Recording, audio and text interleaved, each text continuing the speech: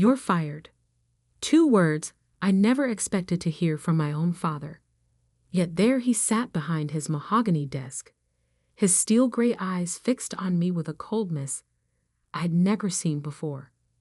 The office felt suffocating, despite the floor-to-ceiling windows overlooking the Manhattan skyline. "Dad, if you just listen about the Henderson account." He held up his hand, silencing me. "It's Mr. Matthews in this office, Alexandra. And the Henderson account was the final straw. Your innovative approach cost us a $12 million contract." I gripped the arms of my chair, forcing myself to stay calm. The traditional approach wasn't working. If we just tried my strategy for 1 more month. Enough. He slammed his hand on the desk, making his Best CEO award rattle. "This isn't some startup playground where you can experiment with wild ideas. This is Matthews and Sons, a company that's been built on tradition and proven methods for 40 years.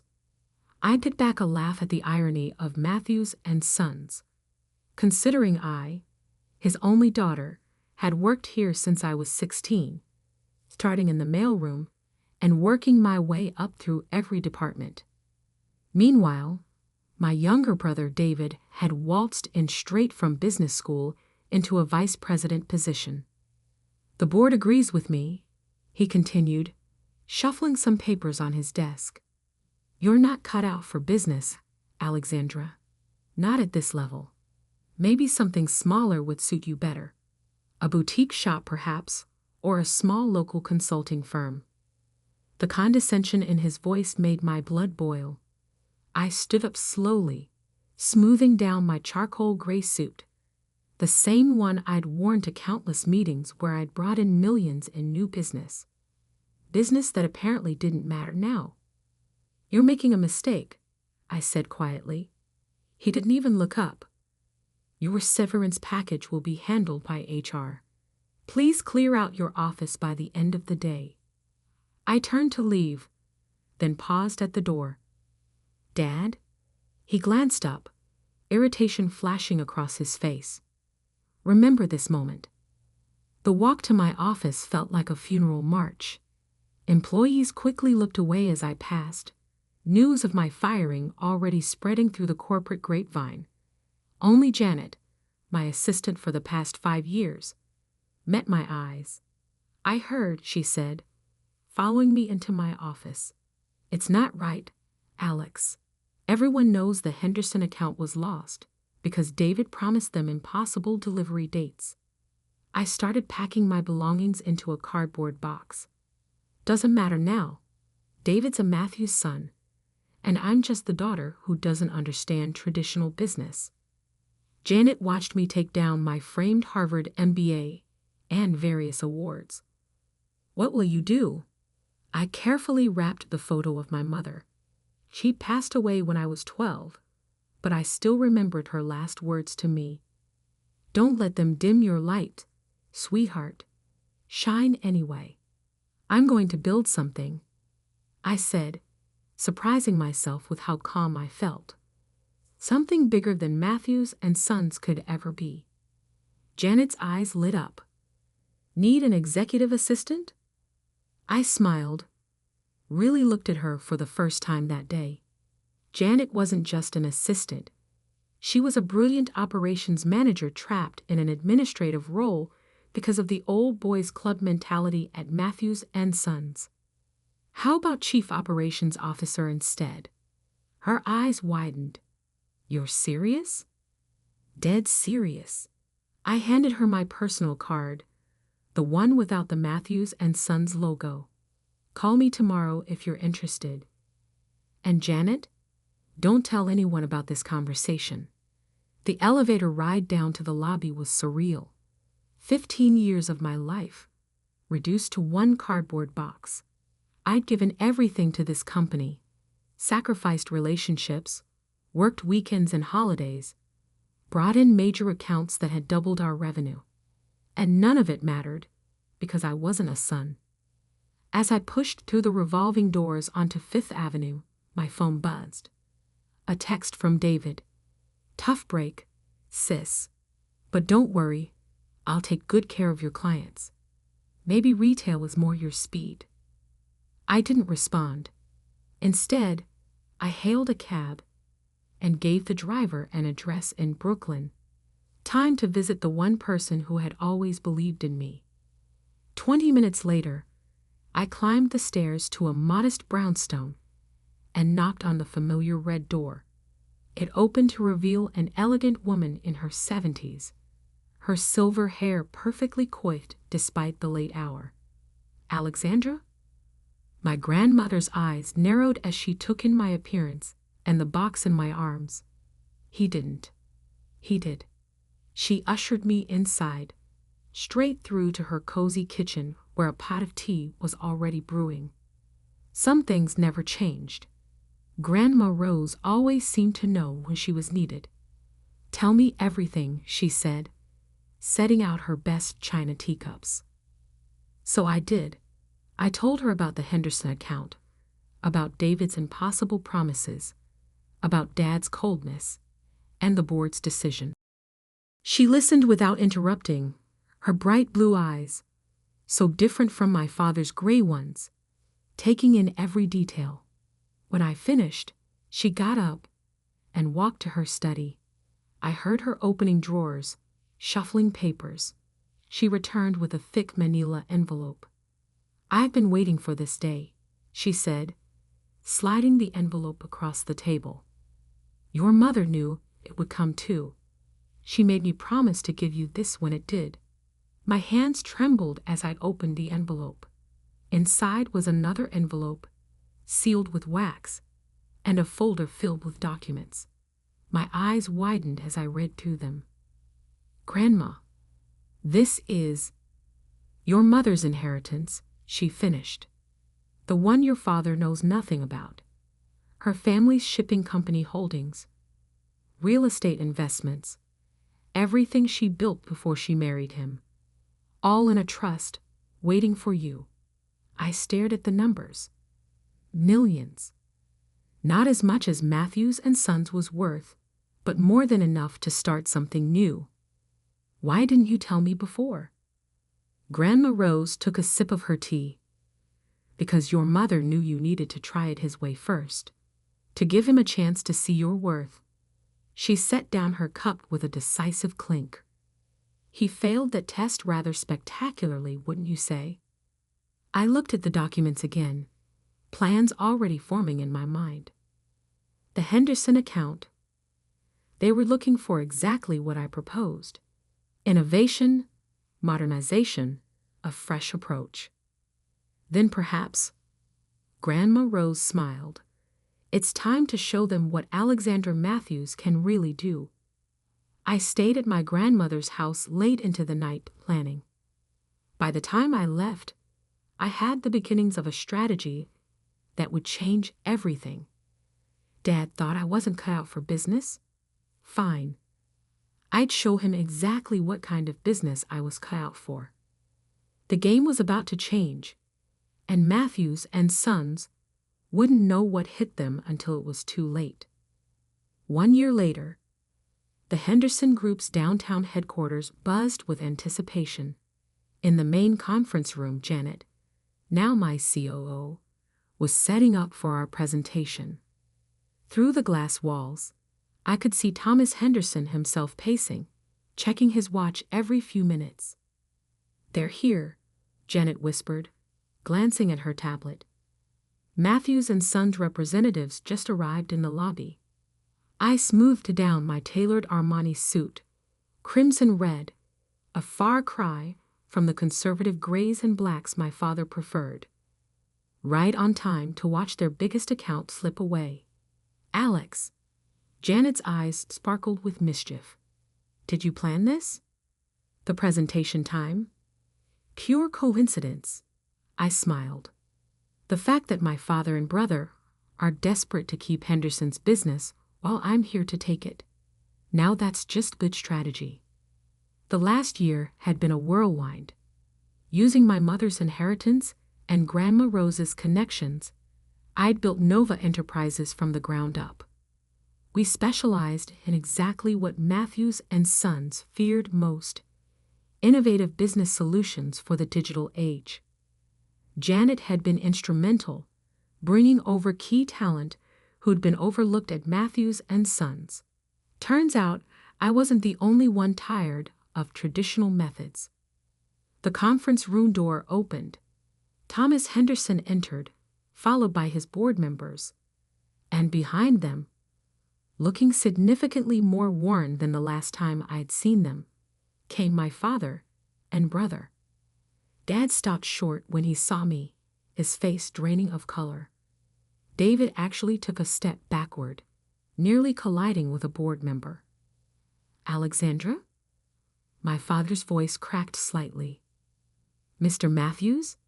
I replied coolly, extending my hand. What a surprise. I wasn't aware Matthews and Sons would be joining us today. Thomas Henderson looked between us, confusion evident on his face. "You know each other?" "Ms. Matthews used to work for us," my father said stiffly, ignoring my outstretched hand. "Matthews?" Thomas raised an eyebrow. "Any relation?" "Just a former employee," Dad cut in quickly. "Actually," I smiled, "I'm his daughter, but that's ancient history. Shall we begin the presentation?" The next hour was a masterclass in everything my father had dismissed as wild ideas.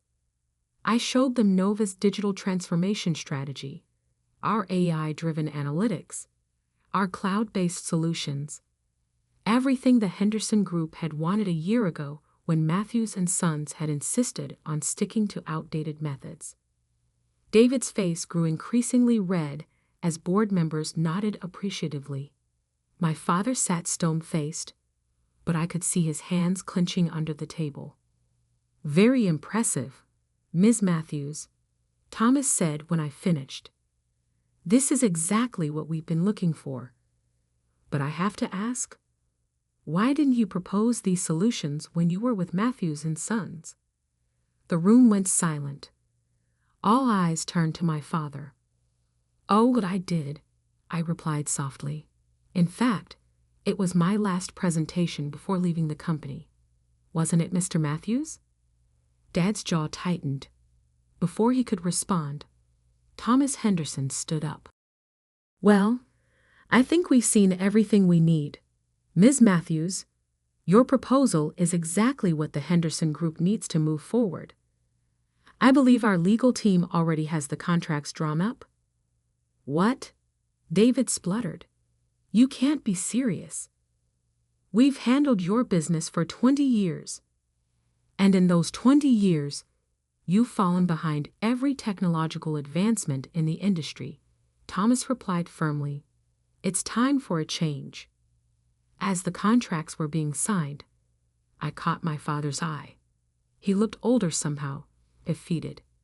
Part of me felt a twinge of sympathy, but then I remembered that day in his office, his cold dismissal of everything I tried to build.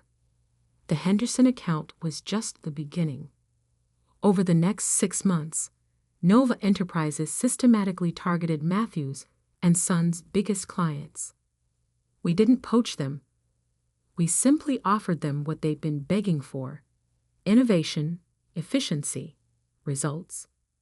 One by one, they jumped ship. Then came the day I'd been waiting for. Janet burst into my office, her face flushed with excitement. "Alex, you need to see this." She handed me her tablet. On the screen was a financial news article: "Matthews and Sons stock plummets amid client exodus. Bankruptcy fears loom." Below was a photo of my father leaving his office, looking haggard. The caption read, "CEO Robert Matthews declines to comment on company's future." My phone rang. Grandma Rose's number. "I just saw the news," she said when I answered. "How are you feeling?" I looked out my office window at the Manhattan skyline. From here, I could see the Matthews and Sons building, no longer the towering symbol of success it once was. I didn't do this for revenge. I said quietly. I know, darling. You did it because it needed to be done. Because sometimes the only way to fix a broken system is to build something better. They're going to lose everything, aren't they? Unless someone steps in to save them. There was a knowing tone in her voice. Someone who understands both innovation and tradition. Before I could respond, Janet appeared in my doorway again, her face serious. Alex, your father is here. He's asking to see you. I took a deep breath. Send him in. Alexandra. Grandma Rose said quickly, remember what your mother always said. Don't let them dim your light. I finished. I remember. No, dear. The other thing, she said. Sometimes the strongest bridges are built over the deepest divides. I hung up and straightened my shoulders as Janet showed my father in. He looked nothing like the imposing figure who'd fired me a year ago. His suit was wrinkled, his tie slightly askew. Alexandra, he said softly, we need to talk. I gestured to the chair across from my desk, the same position I'd been in that day in his office. How the tables had turned. Yes, I replied, I believe we do. My father sat across from me, looking smaller than I'd ever seen him. The mighty Robert Matthews, reduced to asking his incompetent daughter for help. The irony wasn't lost on either of us. The board is meeting tomorrow, he began, his voice rough. They're voting on whether to file for bankruptcy or seek immediate merger. He paused, swallowing hard. David's already resigned. Took a position with Goldman Sachs this morning. Of course he had. David had always been good at abandoning ship when things got tough. And you're here because... I kept my voice neutral, professional. Because you won. He looked up, meeting my eyes. You did exactly what I said you couldn't do. Built something remarkable. Modern. Successful. His hands trembled slightly. While I watched 40 years of work crumble because I was too proud, too stubborn to change. I leaned back in my chair, studying him. Did you ever wonder why I stayed at Matthews & Sons for 15 years? Working my way up from the mailroom when you could have given me a top position like you did David. He shook his head. Because I loved that company. Not for its name, not for its prestige, but for what it could be. Every innovation I suggested, every change I tried to implement, it wasn't to destroy tradition. It was to help Matthews & Sons evolve. And I shut you down at every turn, he admitted quietly. Yes, you did. I stood up and walked to the window, looking out at the city. Do you know what really hurt, Dad? Not the firing. Not even choosing David over me. It was that you never once asked why I thought we needed to change. Tell me now. I turned back to face him. Because business isn't about maintaining what worked yesterday. It's about building what will work tomorrow. Mom understood that. It's why her family's shipping company survived when all their competitors went under. His head snapped up. Your mother's company. But that was sold after she died. No, Dad, it wasn't. I pulled out the documents Grandma Rose had given me that night, sliding them across the desk. Mom left it in trust for me. She knew someday I'd need it, either to save Matthews & Sons or to build something new. He stared at the papers, realization dawning on his face. All this time, she knew. She saw in you what I couldn't. What you wouldn't, I corrected gently. He nodded, accepting the truth of it. So this is it then. You'll watch Matthews & Sons dissolve, knowing you were right all along. I pressed the intercom. Janet, bring in the proposal, please. Janet entered with a thick folder, placing it on my desk with a knowing smile before leaving us alone again. What's this? my father asked. A merger proposal. Nova Enterprises wants to acquire Matthews and Sons. His eyes widened. You'd buy us out? No. I sat down again, opening the folder. I'm proposing a true merger. Nova's innovation and digital expertise combined with Matthews and Sons' 40 years of industry relationships and experience. Not destroying tradition, but evolving it. You'd save the company? After everything? You once told me I wasn't cut out for business, I said, pushing the proposal toward him. But what you never understood is that real business isn't about crushing competitors or maintaining power.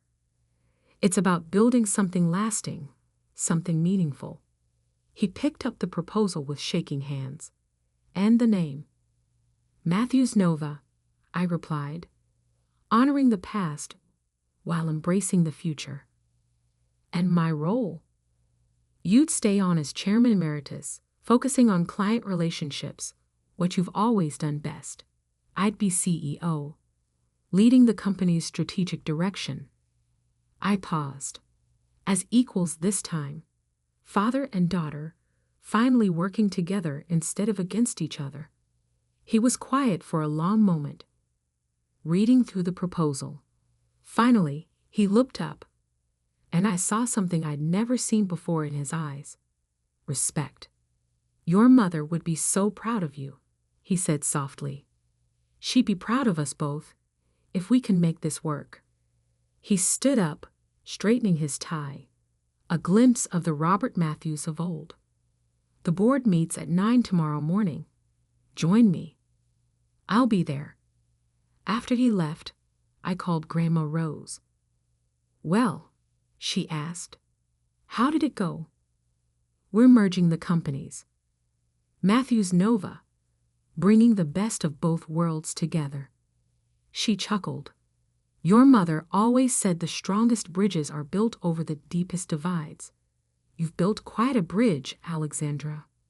The next morning, I stood beside my father in the Matthews and Sons boardroom, the same room where I'd presented countless proposals that had been rejected. The board members watched in stunned silence as we presented the merger plan together. The vote was unanimous.